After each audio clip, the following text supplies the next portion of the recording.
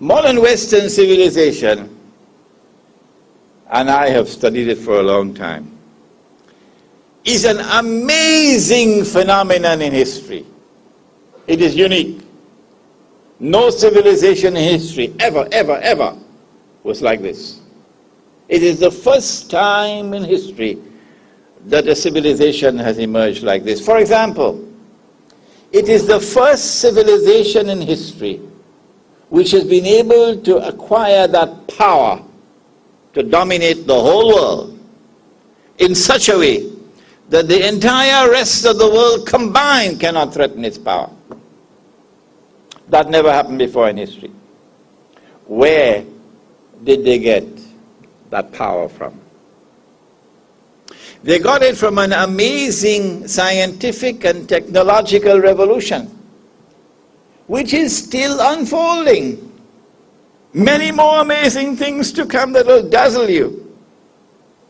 And the emergence of this modern scientific and technological revolution cannot be explained from the analysis of historical phenomena.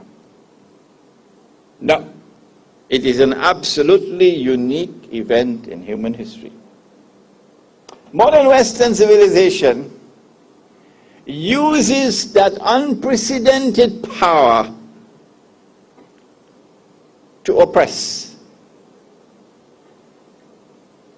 It is one of the greatest oppressors that history has ever seen. Modern Western civilization is also decadent to its very core. It is a civilization that is rotting at its very core, while yet at its periphery it glitters like gold. Never before in history do we have a legal certificate for a man marrying a man. It's the first time. That is an indication of the decadence of the civilization. And those who have the impertinence to criticize a man marrying a man are declared to be suffering from a disease called homophobia. Something is wrong with these people. They're homophobics because they oppose a man marrying a man and a woman marrying a woman. Modern Western civilization, which has this awesome and unprecedented power, which is oppressing mankind, modern Western civilization, which is also decadent to its very core, also is a civilization with amazing powers of deception.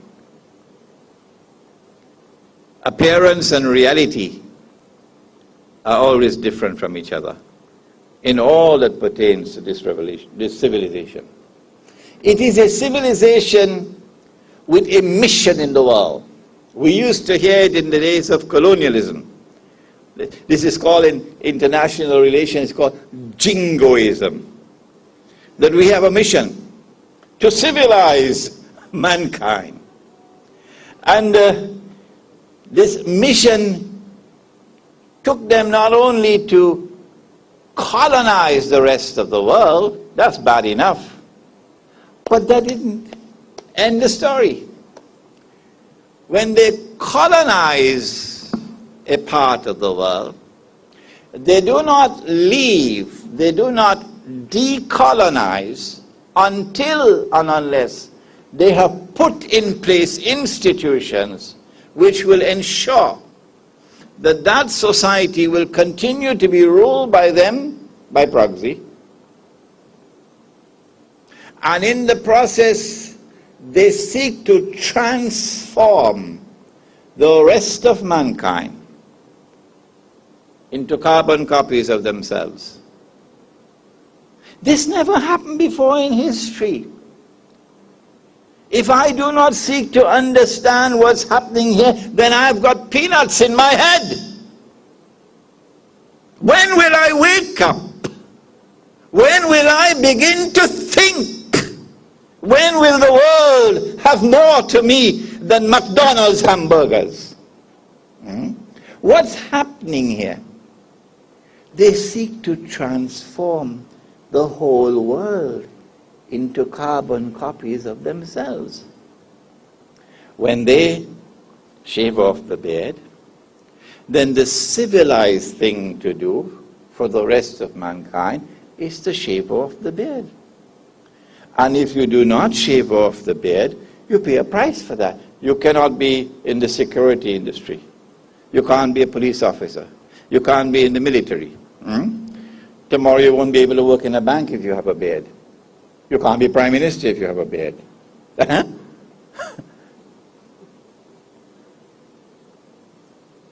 And then when their women take off their head covering, then they expect all the rest of the world to follow suit. And when your women stick to the head covering, then they say, well, you know, this is a cultural matter. They're not doing this because of religion. It's just Malay culture. Their obsession is to transform the rest of the world into carbon copies of themselves. And in order to further this process of transformation of mankind into carbon copies of themselves, they bring to the world something called globalization. That the whole world becomes connected.